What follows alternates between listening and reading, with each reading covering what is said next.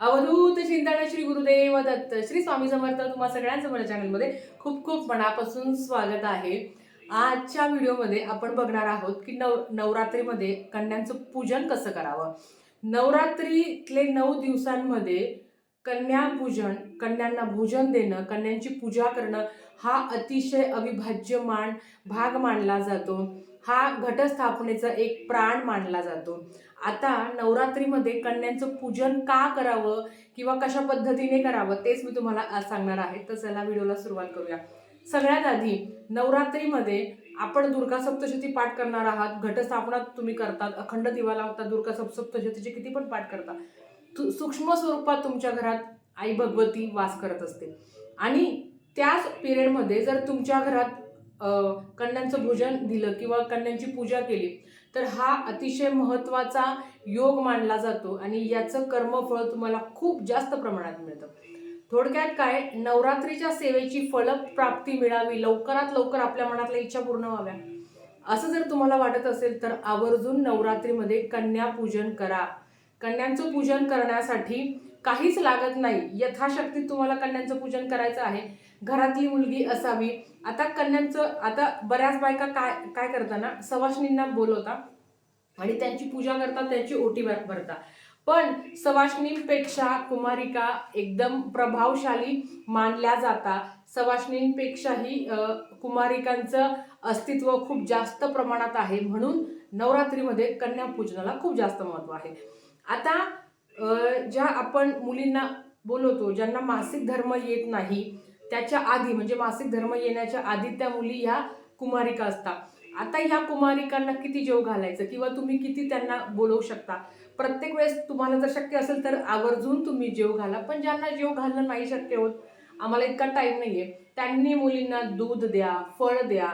त्यांना ज्या गोष्टी आवडतात त्या तुम्हाला दान करायच्या। तुम्हाला काय आवडतं ते अजिबात नाही। लहान मुलींना काय काय गोष्टी आवडतात, आता मुलगी म्हटलं तर मग त्यांना चाप आवडतात, त्यांना मेहंदीचे कोणाला जास्त महत्व आहे, मेहंदीचा कोन, रुमाल, चाप, बेल्ट, हार, गजरा, बांगड्या या सगळ्या गोष्टी मुलींना आवडतात। त्या वस्तू तुम्हाला आणायच्या। एखादी पर्स आणायची आहे, ज्याच्यातल्या सगळ्याच वस्तू आणायच्या असं पण नाही, तुमचं जेवढं बजेट आहे तेवढं। आता तुम्ही एक जे चाप असतं बघा, एक तुम्ही चाप जरी दिला मुलींना तरी चालेल। एक मुलींचा शृंगार असतो, तो त्यांना देऊन त्याचा मान सन्मान करायचा असतो।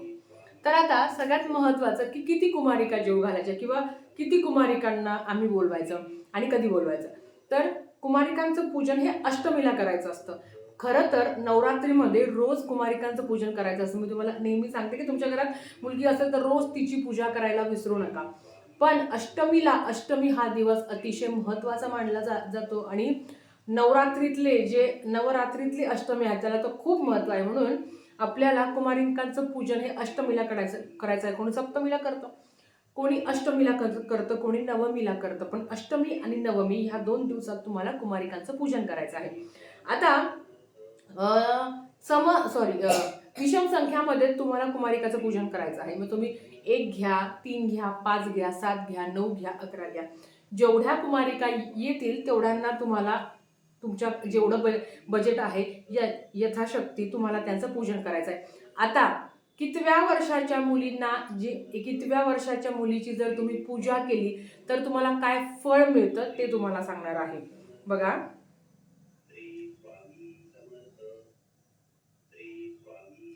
2 वर्षाची कुमारिका म्हणून ओळखली जाते। म्हणजे तुम्ही जर 2 वर्षाच्या कुमारिकेचं पूजन केलं तर तुमच्या घरातलं दारिद्र्य दूर होतो।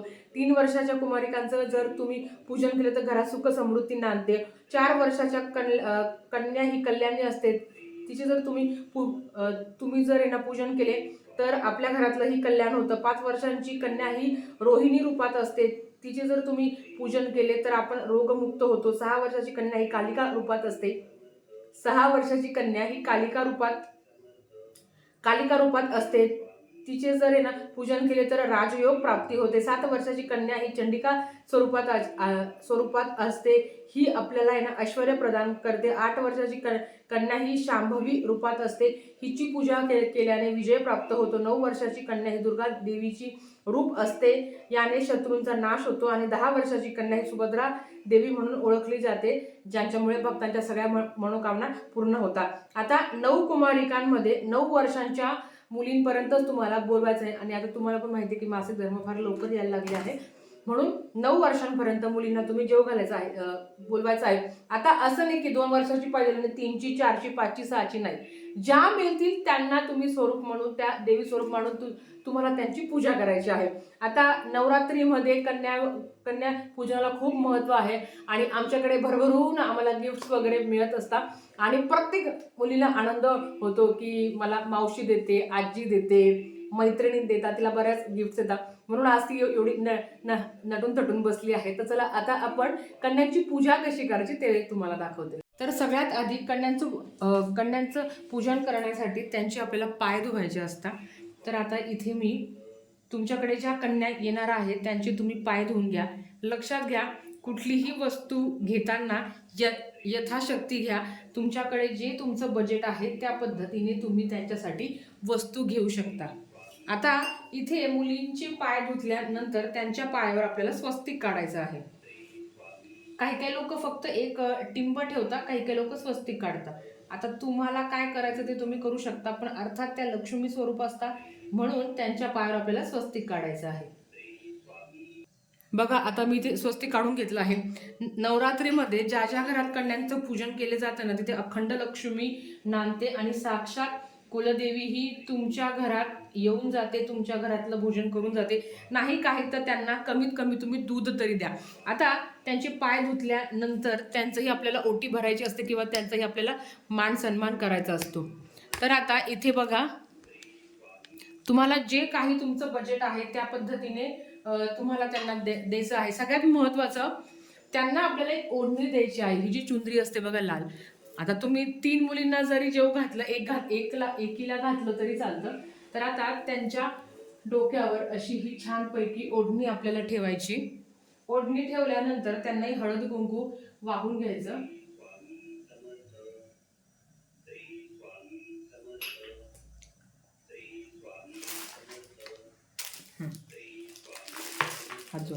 आणि आता आमच्याकडे म्हणजे मी दरवर्षी जसं माझ्या घरात लक्ष्मी आलेली आहे तसं मी तिला दरवर्षी काही ना काही घेत असते. तर मी तिला ड्रेस घेत असते. तर ह्या वर्षी पण मी तिला ड्रेस घेतलेला आहे. आता सगळ्यात महत्त्वाचं की तर सुरुवातीला एक तुम्ही काही नाही तर वस्त्र म्हणून रुमाल दिला तरी चालतं. रुमाल पकडा. तर हे रुमाल इथे द्यायचा. त्याच्याबरोबर जे तुम्हाला काय द्यायचं आहे ते तुम्ही देऊ शकता. फळ द्या, एखादं फळ. आणि मेहंदीच्या कोणाला महत्त्व आहे. आता खरं तर शाळेत मेहंदी काढलेली अलाउड नाही आहे, पण मी तिला देणार आहे. सुट्टी लागल्यावरती मेहंदी काढेल. आणि एक चाप आणि एक फळ. ह्या पद्धतीने परत एकदा सांगते, यथाशक्ती तुम्हाला द्यायचं आहे. मी जे देते ते तुम्ही द्या असं नाहीये, पण यथाशक्ती देण्याचा प्रयत्न करा. आणि त्याच्याबरोबर हे नारळ. आता कन्यांचं पूजन करताना आपल्याला त्यांना एक नारळ त्यांच्या ओटीत टाकायचं आहे. नारळ हे संपूर्ण स्वरूप असतं. आता जर तुम्ही 9 कन्या घालणार असेल तर 9 कन्यांना 9 नारळ द्यायचे का नाही, एकच नारळ तुम्हाला द्यायचं आहे.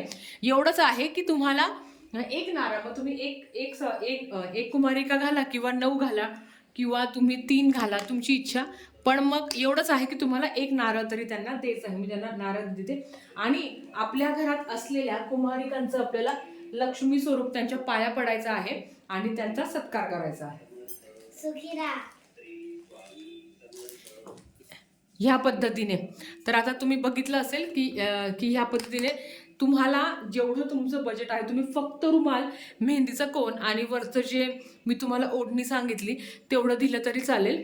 आणि फक्त नारळ, एक नारळ कुठल्या तरी घरातल्याच मुलीला ते नारळ द्या.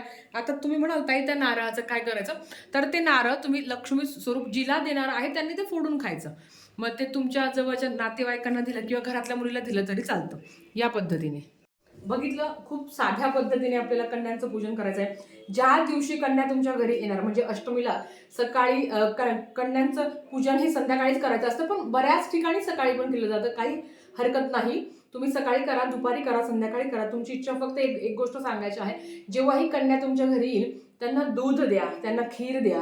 तुम्ही जेवायला दिलं तरी चालेल, पण नाही तुम्हाला शक्य होत तर कमीत कमी केशरयुक्त दूध म्हणजे दुधात थोडंसं केशर टाकून त्यांना तुम्ही द्या. ड्रायफ्रुट्स टाकून दिले तरी चालेल, कारण देवीलाही ड्रायफ्रुट्स खूप काय म्हणतात ना प्रिय आहे, केशरही प्रिय आहे. पण हे नसेल तर फक्त दूध आणि साखर दिली तरी चालेल. यथाशक्ती यथा भक्ती करा. असं नाही की खूप काही दिल्यावर देवी प्रसन्न होईल, नाही. देवीला तुमची फक्त भक्ती आणि भाव पाहिजे आहे, बाकी काहीच पाहिजे नाही. पण ही सेवा खूप महत्त्वाची आहे. हा नवरात्रीतला अविभाज्य घटक आहे, विसरू नका. तर झालेली सेवा महाराजांच्या चरणी मी रुजू करते आणि आजचा व्हिडिओ इथेच थांबवते. लाईक करा, शेअर करा, सबस्क्राईब करा. भेटूया परत अशाच एका नवीन व्हिडिओ सोबत. श्री स्वामी समर्थ.